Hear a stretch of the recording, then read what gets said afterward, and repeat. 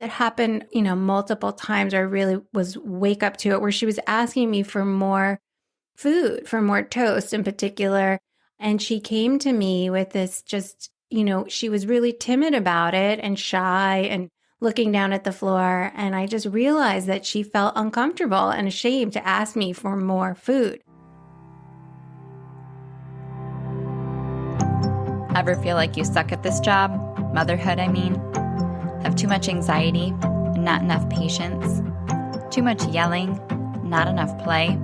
There's no manual, no village, no guarantees. The stakes are high. We want so badly to get it right. But this is survival mode. We're just trying to make it to bedtime. So if you're full of mom guilt, your temper scares you, you feel like you're screwing everything up, and you're afraid to admit any of those things out loud, this podcast is for you. This is Failing Motherhood. I'm Danielle Bettman, and each week we'll chat with a mom ready to be real, sharing her insecurities, her fears, her failures, and her wins. We do not have it all figured out. That's not the goal.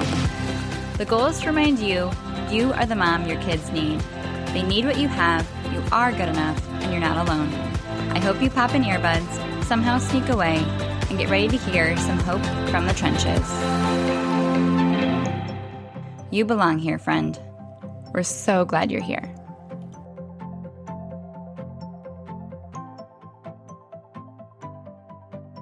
Hey, it's Danielle. It's statistically quite likely at some point in your life you have counted calories or restricted your eating in some way.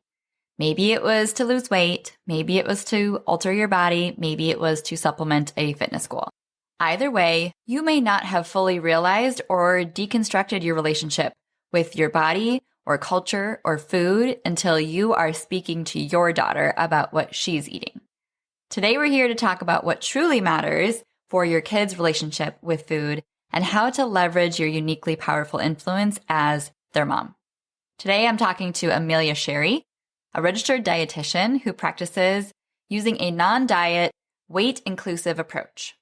She's the author of the book, Diet Proof Your Daughter, A Mother's Guide to Raising Girls Who Have Happy, Healthy Relationships with Food and Body. She's also the founder of NourishHer.com, an online space dedicated to helping mothers raise girls who have positive relationships with food and their bodies. Prior to founding Nourish Her, Amelia worked in the Department of Pediatric Endocrinology at Mount Sinai Medical Center, where she provided nutrition therapy to hundreds of families struggling with issues related to diabetes, growth, and weight. When Amelia first found out she was having a daughter, she sobbed. There is so much more baggage surrounding body image as a woman in our modern-day culture. In our conversation together, she is quick to offer so much compassion so you don't become overwhelmed with the pressure and the responsibility to get this right. I ask her to describe the truly holistic description of becoming a, quote, healthy eater and what that means. We dive into several of her book's main takeaways, including health is based on habits, not weight. Dieting is linked to eating disorders, and that mothers are uniquely positioned to support girls. I also ask her to share how we can tangibly take shame out of the equation in our conversations, what to do if an older generation is making uncomfortable comments about your child's body or the food choices, as well as a forecast of what to anticipate and expect when your daughter approaches puberty and how to explain and normalize that to them as well. This is one of those episodes that offers priceless insight into creating the outcomes that will matter to your kids decades from now. So I hope you take notes, find Amelia's book to learn more, and share this episode with your partner or a friend. Let's dive in.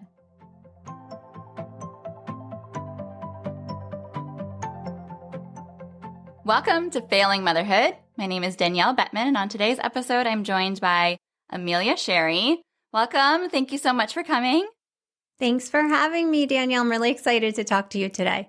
I am too. This topic has come highly requested from listeners and clients alike, genuinely, and I'm so excited to dive in. This episode is for any mom who wants to have her daughter have a better relationship with food or her body than they might have in school. And I know a lot of them are my listeners because they care so much. They're taking their parenting seriously and they are all ears. So I can't wait. Go ahead and introduce yourself. Who are you and who's in your family? Well, like you said, my name is Amelia. I'm a pediatric dietitian, the founder of a space called Nourish Her. I have a darling husband who's outside tearing apart our front porch as we speak. I have a 7-year-old daughter, an 11-year-old daughter, and a 21-year-old stepdaughter. And you live in New York? Yep, I live in a suburb of New York City, right up the Hudson River. Nice. Okay, so I have to pre-qualify. Have you ever felt like you were failing motherhood? Yes. Where should I start? Every day there's a moment where I'm like, oh my gosh, and I have to think about how and when I'm going to ask for forgiveness from my kids for something I just really mucked up. So yeah, that happens a lot. Okay, well then you're part of the club. Even when you're an expert, you may or may not yell sometimes, right? Oh yeah. Working on it. We love to hear it because we are real over here on this podcast. So I know that there was one moment you mentioned in your book that you felt like you were failing your daughter when it came to food when she was asking for more. Tell us that quick story. Yeah, actually, it is the opening to my book. It was so pivotal for me. My daughter, who's 11 now, maybe when she was 7 or 8, I just promised myself I would be so good with her with food and I would never limit her, or restrict her, or make her feel embarrassed or ashamed, mostly as a reaction to the way I grew up with food and just constantly being concerned about it and getting a lot of pressure from my mom and my aunts and things like that to sort of watch it. And that came from the best possible place. I always like to say they're really watching out for me in their minds with that.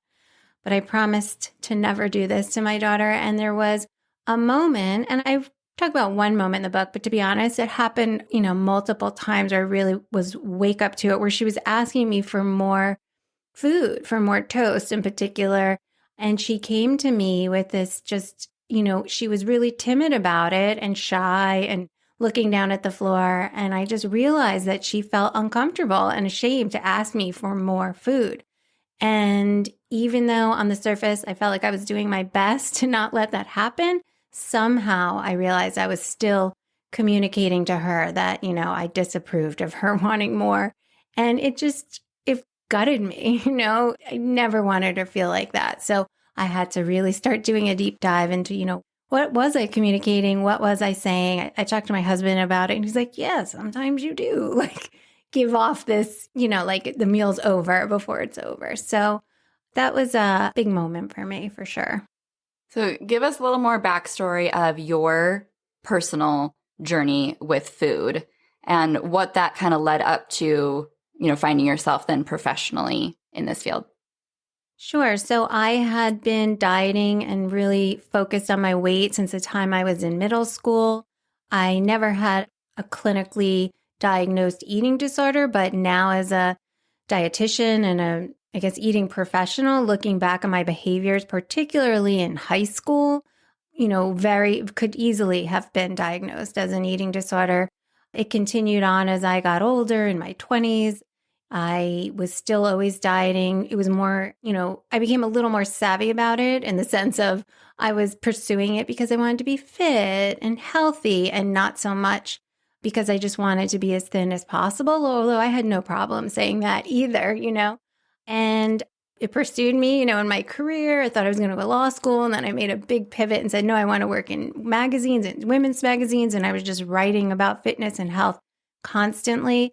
And at a certain point in my late 20s, it just kind of blew up in my face. I was living by myself. My friends were getting married. And I was just pretty much still obsessed with my eating and my weight. I was working out all the time and things like that. So I had another turning point where I started to re-examine my relationship with food and how much time I was investing in it.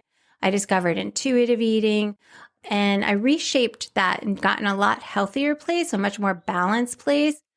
Then I became a mom. My body changed in a lot of different ways that made me uncomfortable. And it really wasn't as healed as I thought it was, I guess. By the time my daughter was old enough to, where she was sort of taking a little more control over her eating, past the baby stage, past the toddler stage, things started shifting. And I just realized that maybe my relationship with food wasn't as healed as I thought it was. And comments like that, even though I had in my mind, I never want my daughter to suffer this way. I never want her to be on a diet. That moment I just described to you, was a real waking point that even though that was my intention, I wasn't really pulling it off that well. So by that time, I had also shifted my career and started pursuing nutrition full time, became a dietitian right around the time I became a mom.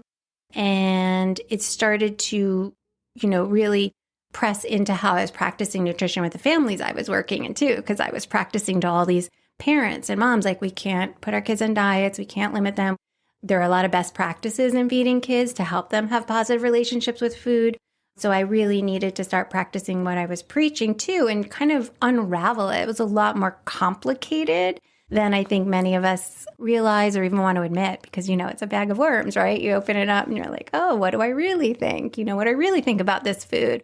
What do I really think about how much my child's eating or their weight or their love of ice cream? What is really going on behind all that? Yes. I know I have definitely found myself in very similar moments when my daughter's helping herself to a second heaping bowl of ice cream or, getting to a place where she's not eating enough fiber and she's constipated and trying to navigate this conversation in a really just intricate way. And I'm trying to get it right, but I feel like I'm always getting it wrong.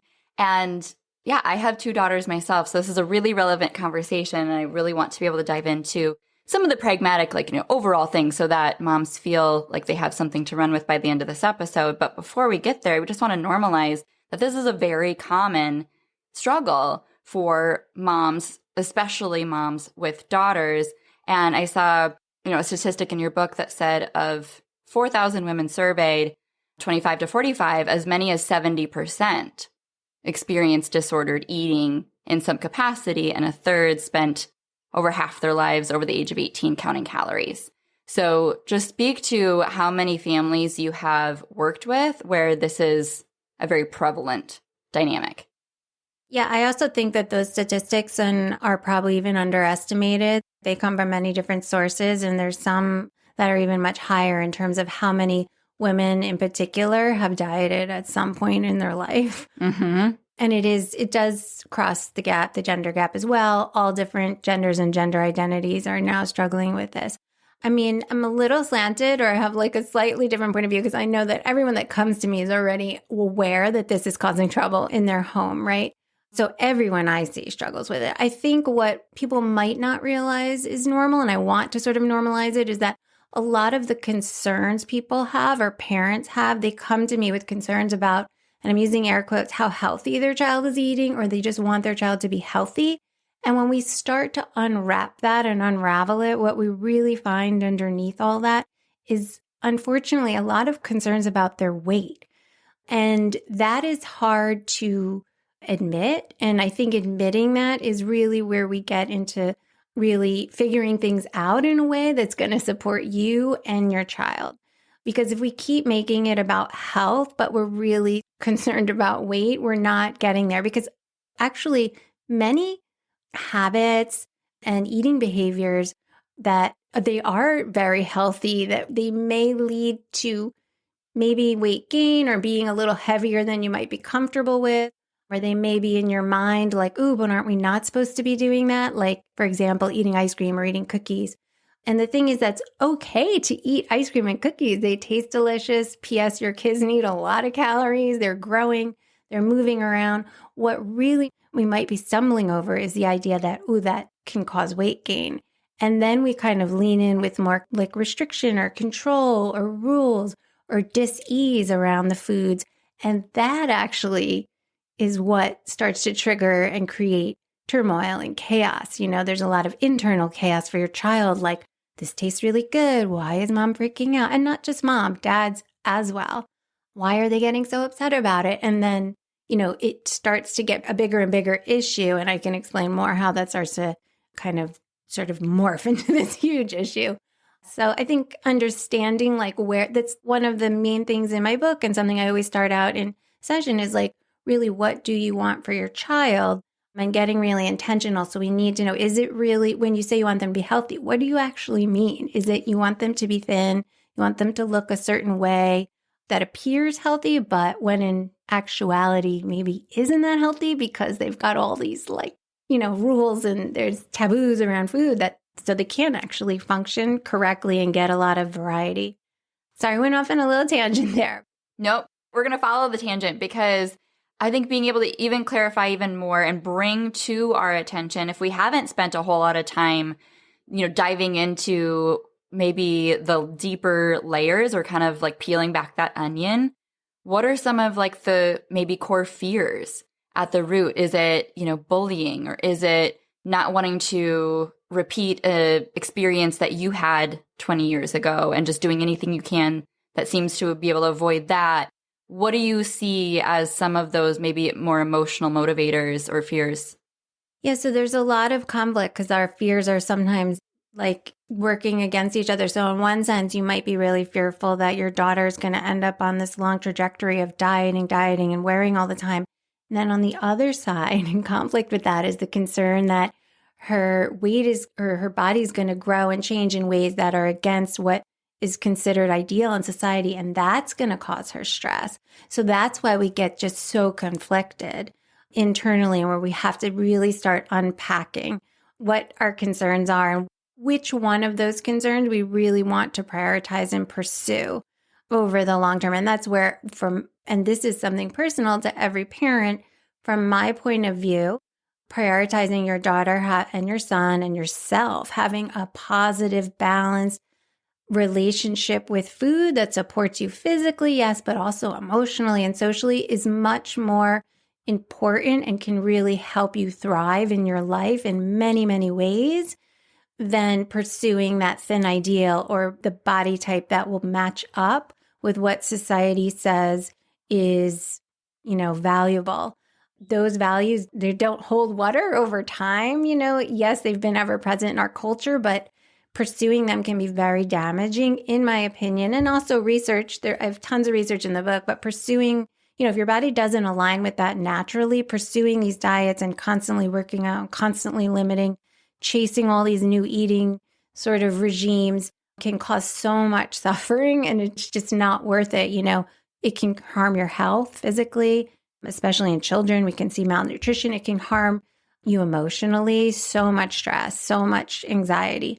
It can harm your relationships, especially if you're feeling the pressure of doing it because of a parent. Now you've damaged, as a parent, your relationship with your child is getting harmed because you're applying pressure to them to conform to some norm that not be natural to them. And when you have to come to that idea on your own, though, as a parent, so that's something you need to decide on your own. When you're ready to sort of pursue this healthier relationship with food as opposed to looking a certain way, then that's the work I do with women and moms and parents. Because even once you make that decision, it can still be really hard because you might have a doctor coming in and saying, hey, the BMI isn't exactly where I want it to be. And you need to have tools to understand where to put that information and how to respond to it. So there's a lot there. Oh, yeah. Yeah. And I think just being able to shed light on some of that might help another mom understand her own behavior maybe a little bit more and be able to have more mindfulness or intentionality about just looking at it in a new light. And I don't want moms to walk away feeling even more guilty, because I'm sure that they have heard plenty of things of what to do and what not to do and feel like they've messed up already. So can you just offer a little bit of compassion for a mom who feels overwhelmed already? Oh, yeah. Well, first of all, my main takeaway from everything I ever say is that your child is going to be a much healthier eater now and over the long term for the rest of their life if you could be more relaxed about food than if you come in with more rules and regulations. So the more relaxed we can get about things, the better off your child's going to be, the better off you're going to be because you're not stressing and feeling like you need to micromanage everything. And also the better your relationship with each other is going to be. Meal times have so much value aside from the food we're putting in our mouth. And so to really make sure that you're, focus on protecting that time and having a nice time with your child at the table when you're have the privilege of actually, having that time together is going to get you and her a lot farther and in a lot better place than coming to that table and having, worrying about things or having an agenda about how much is eaten or which foods are eating. So I want to definitely reassure moms, first of all, that we're all have a lot of stuff going on in our heads, number one. And number two, if we can just take a deep breath and relax and just enjoy time with our child as the very first step, which is hard. It is hard that you're going to be just doing your daughter, all your children and yourself such a bigger favor than coming in and trying to think, okay, but what am I supposed to say or what am I supposed to do? Does that help or make sense? Yes. Because if we're aiming for that, I have to get this right, I have to say the right thing, then we're going to stay in a very kind of paralyzed state. And if we just take that pressure off and there isn't just only one way that I can explain, food or that we can have a conversation about it, then I think that can just create a more relaxed, open-minded perspective moving forward. And so that's exactly what I wanted to be able to speak to. Just think from your daughter, your child's perspective, they are clean slates in a lot of ways. So if your daughter senses that, you're arriving to the table with a lot, they sense if you are stressed and tense and have a lot on your mind, they're going to come to the table and know, hey, this is a time when mom's stressed. This is stressful for her. I don't know what your daughter or son is going to think, but often they can start to think it is about them possibly, or just to know that this is a tense thing and maybe eating is harder than I think it is, and actually the truth is probably wouldn't have been that hard for my daughter. It was me that was bringing a lot of the baggage to the table, a lot of worries, a lot of concerns. And it was weight driven by me when I was younger, but parents are under so much pressure.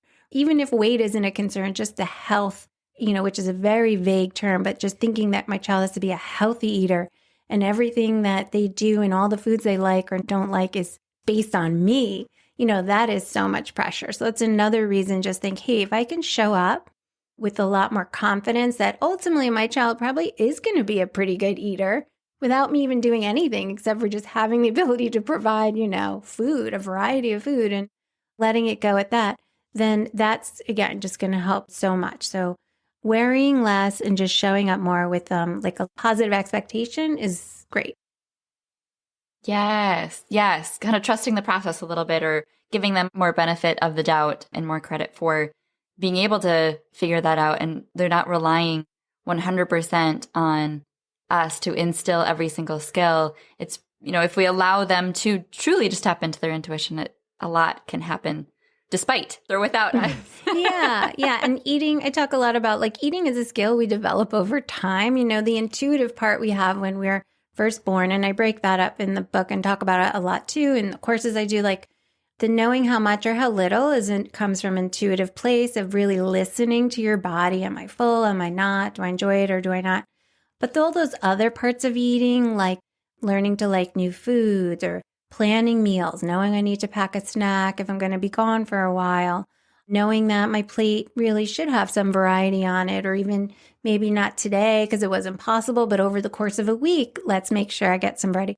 Those are skills that your child, learns over time, just like anything else, not something they just know. And just because they're not getting it right or not appreciating what you're putting out, right now or this week or this month does not mean that they won't get it over time. And again, just being a little more relaxed and showing up and modeling that kind of thing for them is going to help a lot more than you don't really need to say anything unless they ask you, for information, and then you can provide it in an age-appropriate way for sure. Yeah, we develop these skills with experience and information, but over time, over lots of time. We have from now till they're, leaving for college to get some experience, for them.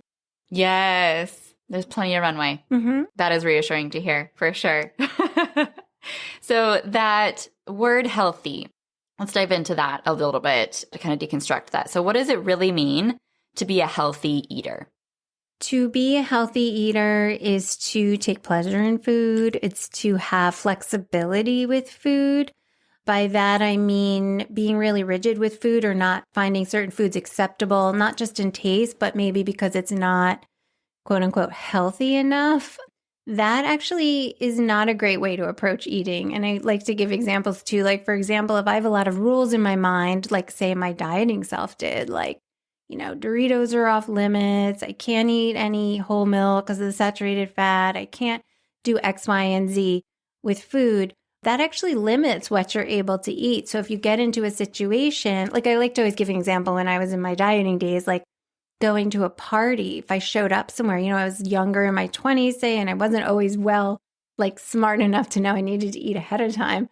Show up there, I'm starving. And now there's nothing there that I find acceptable to my diet, to my calorie, whatever was going on, which was different at different times in my mind. Now I have to go multiple hours without eating. That is not normal. And it's not a good way to take care of yourself, right? So when I say being flexible, I mean, okay, maybe this isn't the best thing or my favorite thing to eat, but I can make do with this food right now to make sure that I get fed, because getting fed is the most important thing over anything. And we always have to remind ourselves that, making sure your child is actually nourished and getting food is much more important than making sure it's only one particular type of food or just in one specific amount.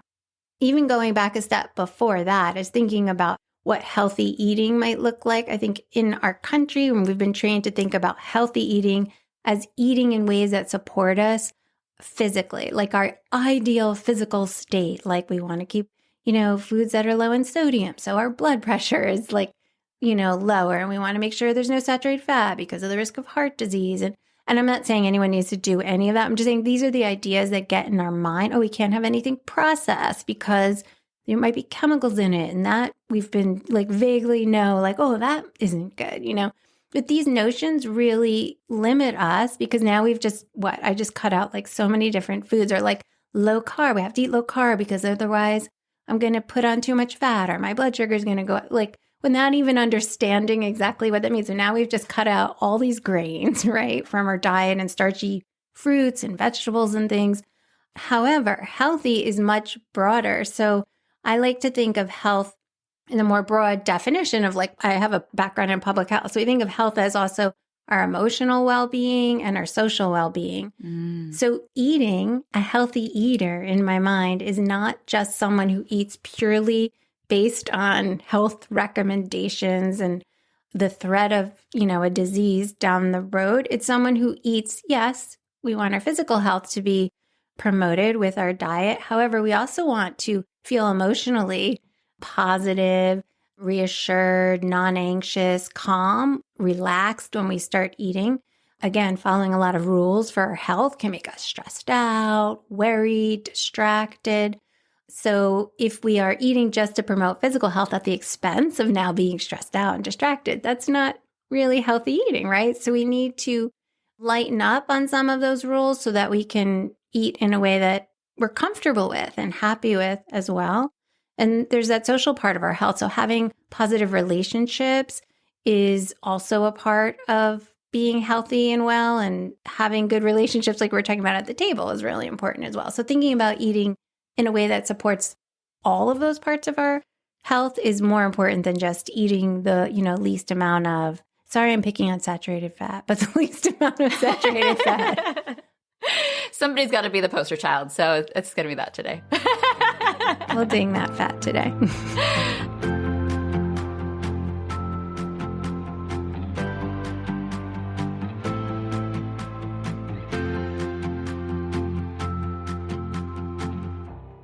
So, big emotions from little people are running the show at your house. Is that right?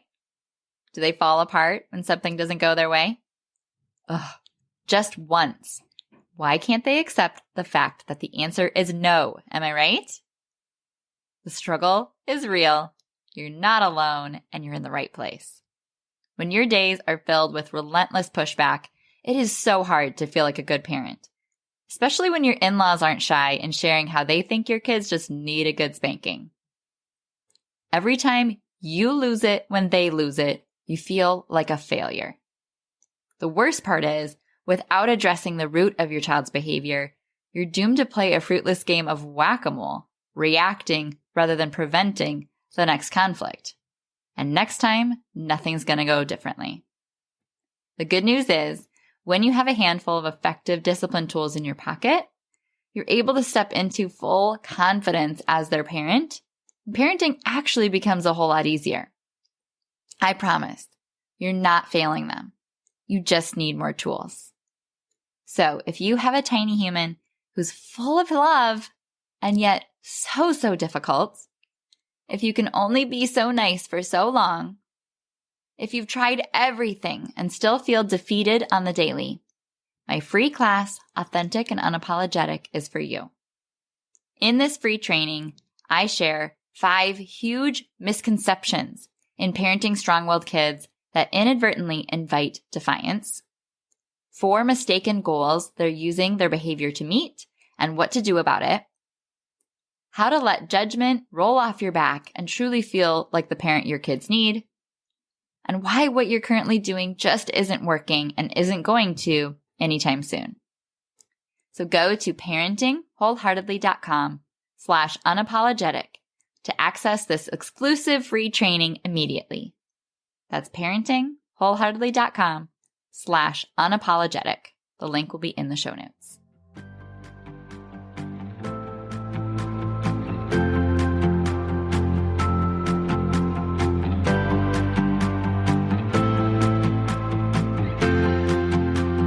I think being able to just broaden that description to one that is more holistic or comprehensive is a really healthy way of looking at that. And it does help us be able to put into play all of the different facets of our kids' relationship with food that we might not have been valuing as much or even seeing as being a part of the equation. So I really like that and want to make sure that listeners sit with that. You mentioned like some of the 3 big takeaways from your book, which I'll mention the title of because then we'll connect to it at the end.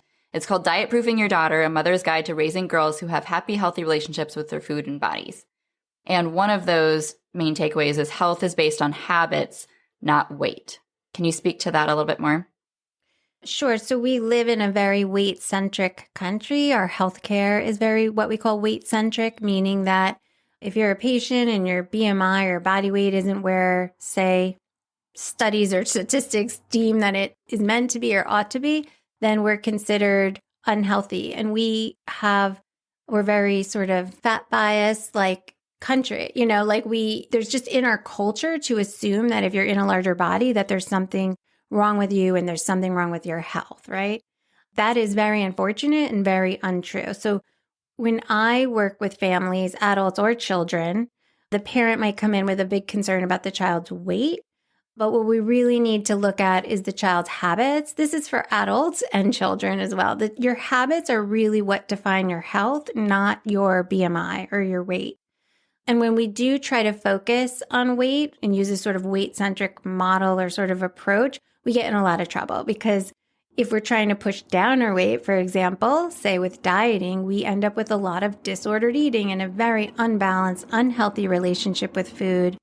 And we know from research as well, we don't end up in a smaller body either. So now we have, we don't get really any benefit from it. We feel stigmatized. We feel negative about our natural body. We now have these really unbalanced behaviors around food that usually are, revolve around restriction, which over time usually results in binging. So anyway, we want to stop focusing on weight and start focusing on things that will actually improve or protect our health. For example, being more active, not for the sake of changing your body weight, but being more active for the sake of how it helps you feel, the energy you get, the better sleep, you're more resilient in the face of stress. Things like that is a much better place to focus on. Having regular meals, so we know family meals have many, many benefits physically and socially and emotionally. So focusing on just showing up to the table and having that positive experience as opposed to coming there thinking, okay, what can I eat to make sure my weight is a specific place, right? Which gets us in a lot of trouble, like I just said. Yeah, there's so many behaviors that we could focus on, having more variety in our diet as opposed to cutting things out, getting all those, especially thinking of children, like they need so many vitamins and minerals. They're growing in so many ways. And the way to do that is to include a variety of foods so that they can capture all those nutrients as opposed to, oh, wait, you can't have that because of this, and you can't have this because of that. That is more your habit as opposed to thinking, always with your weight. It's like a default way of thinking, I think, especially for me as a woman. I don't know how you feel about it. But growing up, that was really priority number one with all my eating. Unfortunately, it was always, with the end goal of managing my weight. And it didn't do me any favors at all, Yeah. Oh, I really like that. And the second takeaway is that dieting is linked to eating disorders. So tell us more about that connection. So the number one risk factor for eating disorders is dieting. So it's low body satisfaction and dieting. So that is really what I'm the message I have is just we really want to protect our daughters from this notion that they need to be in a certain body, A, to be healthy, or even to, B, to feel happy, because this is such a huge risk factor. And for all those reasons I just said, when we start to eat in a way with the goal of trying to manipulate our body weight, we end up with a lot of issues. And anyone who has been on a diet probably knows what I'm talking about. It is very stressful. It is really hard on our self-esteem. It is extremely distracting. It takes such a huge, we have like a limited capacity to think about things in our brain from day to day. As moms, we experience that all the time. I didn't even know my limits until I became a mom and was like, what? Yep, there they are. I can't think about 16 things at one time. It's like impossible. And that's why something's always slipping off the radar. Maybe that's why I had to kick dieting out there too, because I was like, there's no room for you right now in here. Yeah. Yeah, but we don't want to have that burden in our mind. We don't want to have it in our kids' mind. There's no upside to it. And I think one of the things that could be talked about a lot, probably not right now, but to think about too is how we think about, okay, well, my daughter's not dieting and I'm not dieting, but we do need to be healthy. That's where we really need to kind of go deeper and be like, okay, but what does health to you? Because as we unpack layers, weight is in there for many people. And that's the thing that so many dietitians are talking about, why, when that idea is in there, where, how does it cause problems for us in so many different ways? And how can we just kind of put it to the side and stop making it an issue? Yeah, it's heavy. Yeah, that's a big piece. I just read a couple weeks ago Jeanette McCurdy's memoir called I'm Glad My Mom Died. And in the book, she describes her onset of her eating disorders and kind of how she felt throughout it, and then eventually how she worked to heal from them. And I found it very insightful for her to describe the thoughts and feelings that she had while attempting to eat as she healed from the disorder, and just how she described it was really, really, really crippling amounts of shame that she felt when looking at something quite benign like spaghetti.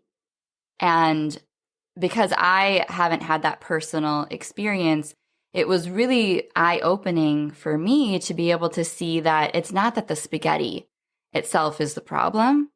It was all of the meaning behind it that she had gotten from her mom's relationship with food and all of the things that she had told her and said. And if that's something that would be helpful perspective, I'd definitely recommend that book. But speak to a little bit more of kind of how we can take shame out of our conversations around food, if that is like a goal that we have. Yeah, for sure.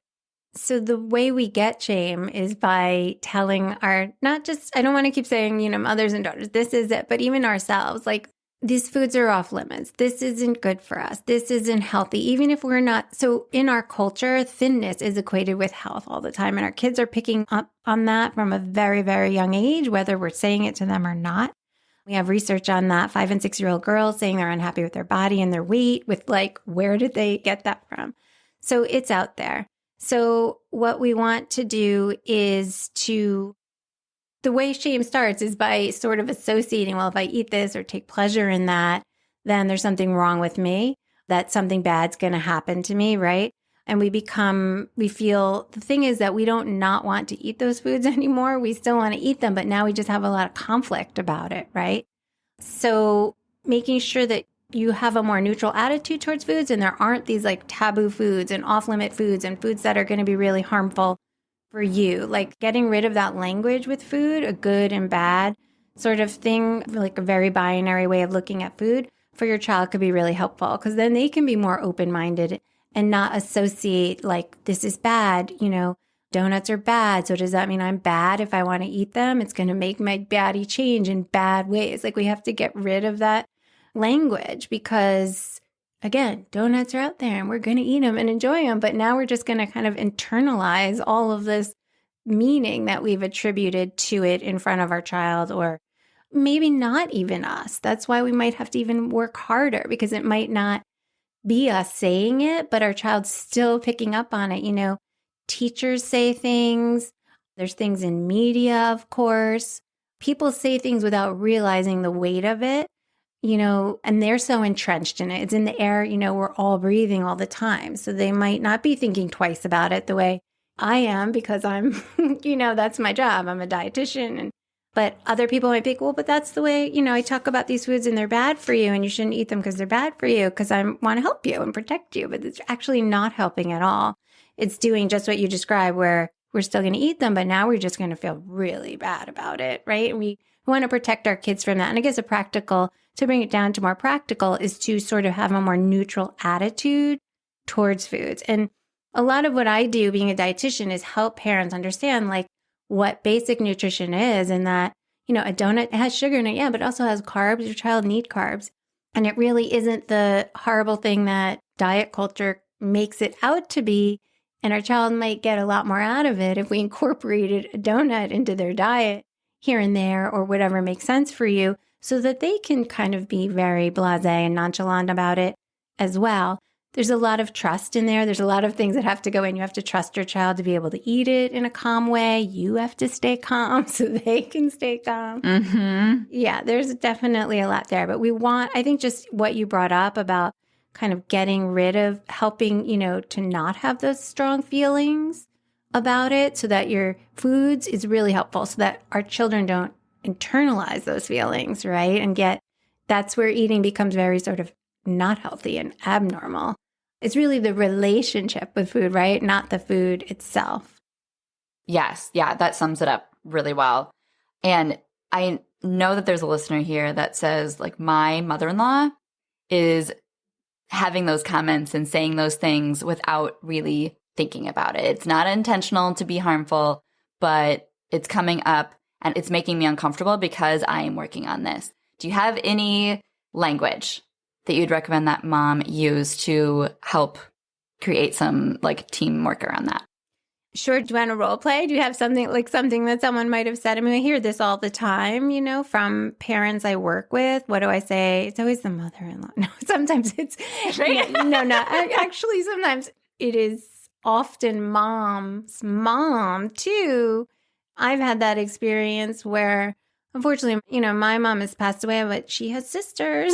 Like they're still there, It actually stings even worse from my experience when it comes from someone that was saying it to you when you were younger, So like I tell a story on my blog of like hearing my mother's sister, who I adore and love so much, but say things to my daughter that I had heard and were really felt a lot of pain from when I was younger, just stings even more probably than I think I could blow off a mother-in-law comment more than I could, with my own family.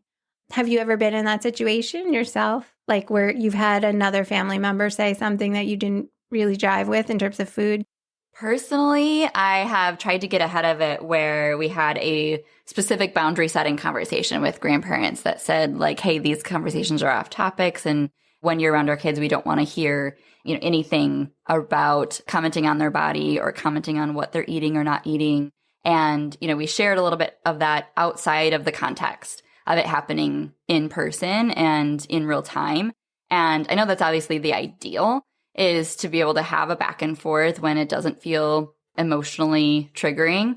But I've definitely had those questions from my clients where they were in a situation, they didn't know what to say. And then they come to me afterwards like, what should have I have said? Because I really wanted to stand up to, for my daughter, but I didn't know how to handle it because I was just emotionally triggered and had to go like calm myself down.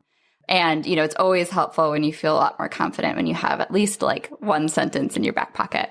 Yeah, for sure. Well, I don't have one sentence, but I do talk in my book about like just taking positive immediate action. So for example, being maybe at dessert time, a lot of people, especially around the holidays, will say like, oh, I shouldn't have this. I should, or this is too many calories. But one positive action would just be to take the food yourself and enjoy it. I tell a story about watching my cousin just cut into cheesecake, this older cousin who I just adored, cut into a piece of cheesecake and serve it to herself and just eat it, and say how delicious it was without making apologies to anyone about anything. So sort of taking positive action and countering what they're saying about the food and living it yourself by saying, maybe if you're not hungry, you don't have to eat the whole thing, but you just cutting it, putting it in place and saying, this is so good. I love it. I feel so great to have this today. Because especially holidays are a tough time because there's all of our favorite foods all at once that we don't get to eat often all year long. So it's definitely a ripe time for eating, too much, which also normalize, hey, it's kind of normal to overeat on this day because these are my 8 favorite desserts that I haven't seen since last, Thanksgiving or what have you. Yeah. And we're valuing the social aspect around it. Yeah. Yeah. These are important things. It's like rituals in your family, maybe to have it. I also think it's important to think about when you have these issues of who the person is. So I think it's in my book and also on the blog, but like, is this a person that is sort of flexible? We were talking about flexibility before and what a strength that is. And if I talk to them privately, are they going to see my point of view where I say, hey, we're really trying not to comment on bodies, to preserve our child's body, image or feeling good about their body or food, whatever your thing is that you have going that you're invested in right now? Or are they the kind of person that's not going to change at all, not flexible at all? Because one thing that's good to remind yourself is, like, I always remind myself that I'm not here at this meal or in this family situation to change people's minds about diet culture or food or their own body, heal my mother-in-law's old relationship with her body. Like, that's not my agenda. My agenda is to protect my daughter. So I don't need to waste energy because a lot of my clients get involved in having these very big discussions with their in-laws and about diet culture and food. And I think that that's actually the wrong way to go because your real goal, you have to focus on your goal, right, is to protect your child. So if you think it's worthwhile to explain it to them and they're flexible and they'll be like, oh, wow, that's so interesting, I'm on board. If not, don't waste your time. Set a boundary. Like you say, we don't talk about this and I'm sorry, it's off limits. And if they break it, then say, hey, remember we talked about this? Okay. The next step is, unfortunately, we're not going to be able to eat with you anymore. We love spending time with you, but we're not going to be able to have meals together if, this is what we're talking about. And it's hard, definitely hard to set those rules, but you can remind yourself, like, my wish to protect my daughter so much and want her, to feel good about her body no matter what. I'm really committed to that. So I'm willing to say, hey, we're not going to come for dinner anymore. Like, we'll go for a walk, we'll do whatever, but we're not going to eat here. Those are tough things. Yeah, you have permission to take that step if you feel like it's necessary. And, hopefully take steps before that creates a more successful relationship. But yeah, I mean, that you're right. I love being able to re-clarify what your role is, because our role is not to change everyone's minds. Our role is to protect our kids with every effort we can that is within our control, and being able to find then what feels like the right next step for our family in this situation is going to give you a lot more clarity with your intuition. Yeah. And I mean, sometimes it could be, if it's someone you don't eat with a lot too, you might want to take that perspective. If it's someone you're eating with a lot, you're going to take a lot firmer stance and make a much stronger boundary.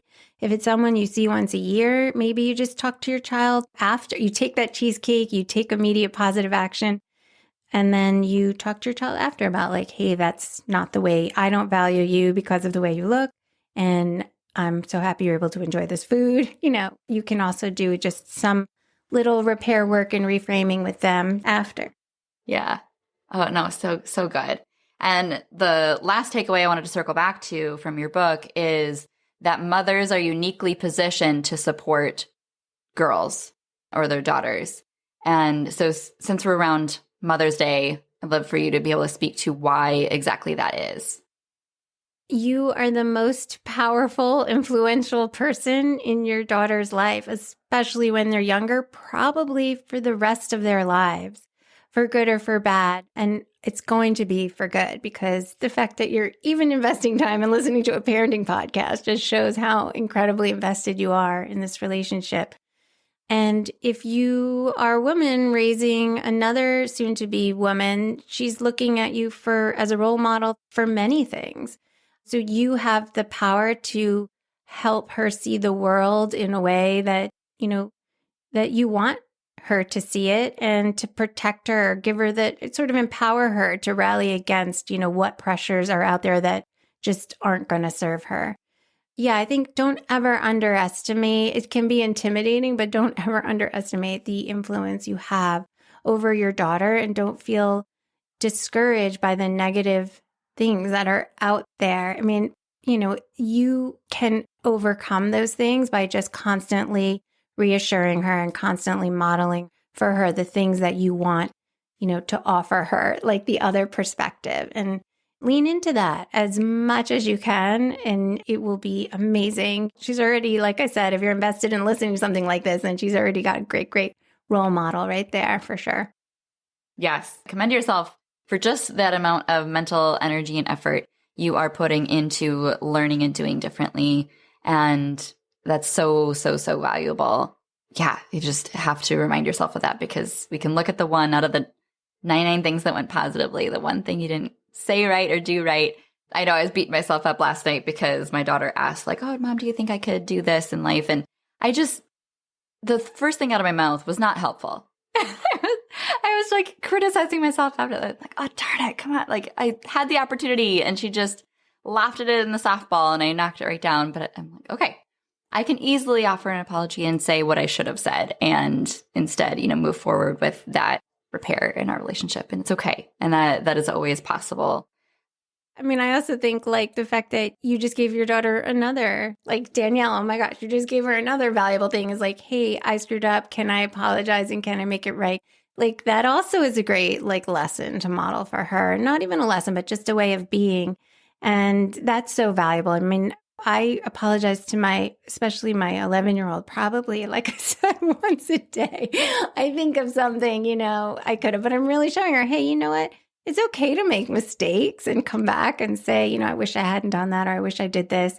I think that's a great skill to give her so she's easier on herself, right? When she does maybe what she perceives to have messed something up in the future. And as far as what you say, I always tell my parents that I work with and myself, like when I feel like I've messed up, there's no one thing you can say to your child that is going to ruin their relationship with food or with their body or with any of these things. It's little like micro things that happen over and over and over. And all the micro things that are happening over and over and over are primarily, going right because you're coming at it right with this attitude. So you can't really mess things up that much by making a mistake here and there, right? Yeah. That is good to hear. Definitely good to hear. So for moms that are on the front side of their child going through puberty, I know a lot of the families that listen to this podcast have younger children. So I'd love to be able to forecast just a quick understanding of what to expect before it occurs. So when girls are going through puberty, how does that affect their relationship with their body? Yeah, so prepubescent girls will gain, it's normal to gain fat. The fat can tend to accumulate in the abdomen. So your daughter might get a little pouchy belly. And it's really important to stay calm. First of all, the reason it's challenging is because their body may be changing against what our culture thinks is valuable, which is like thin and flat tummies, right? So that can be a hard change for your daughter if she's for some reason very focused on the way she looks. Many girls I find at that age actually aren't, but many parents might notice that change. And we saw this a lot during the pandemic because it was most intensified, I guess, by being with your child more or somehow thinking that body change is a reflection of their eating. mistakes with their eating or mistakes with their feeding. And absolutely, it is absolutely not. So just knowing that your daughter's body is going to change, it's going to increase in fat stores, that is absolutely healthy and normal. And if you're being challenged by it mentally, or she is, acknowledge that it's because it is going against what we see out there as being told is perfect. So that's a problem with culture, not a problem with our daughter. And so being able to understand that, I think, can help make it can make it easier so that that stress doesn't show up like at the meal or at the table. Her appetite will increase for sure.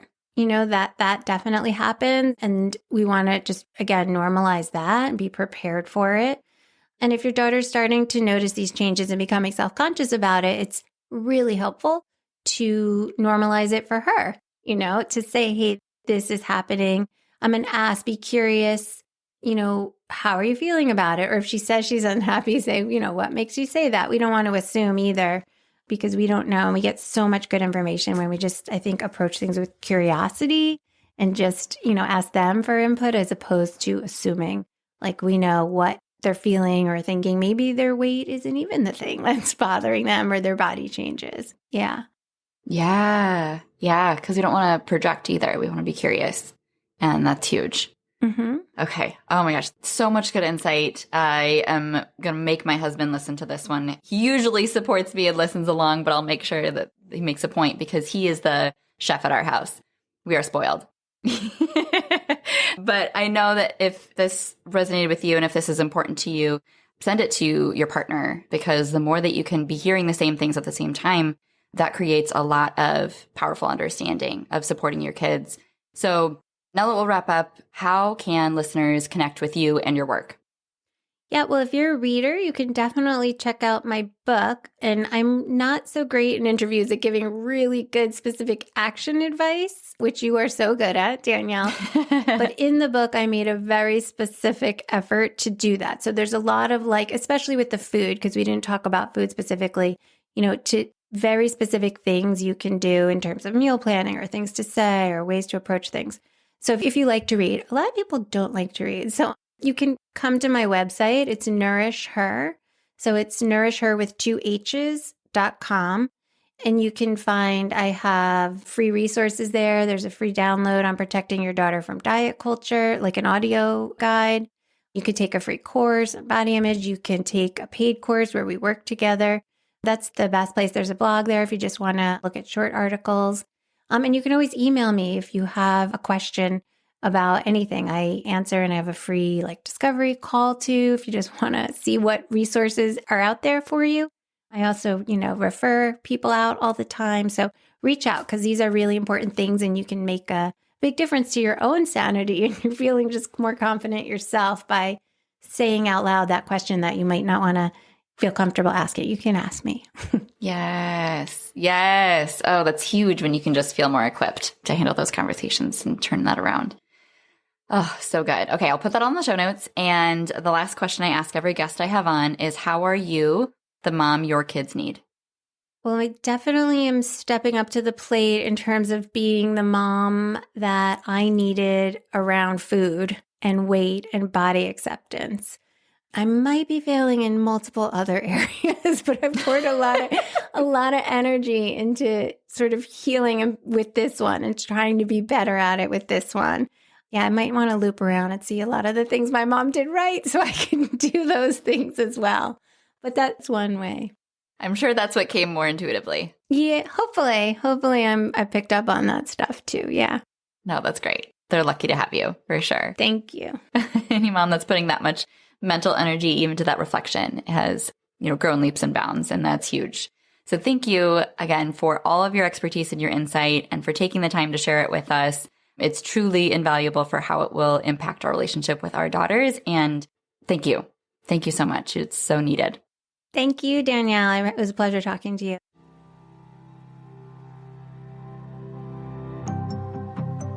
Thank you so much for tuning into this episode of Failing Motherhood. Your kids are so lucky to have you.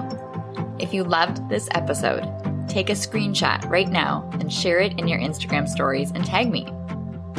If you're loving the podcast, Be sure that you've subscribed and leave a review so we can help more moms know that they are not alone if they feel like they're failing motherhood on a daily basis. And if you're ready to transform your relationship with your strong-willed child and invest in the support you need to make it happen, schedule your free consultation using the link in the show notes.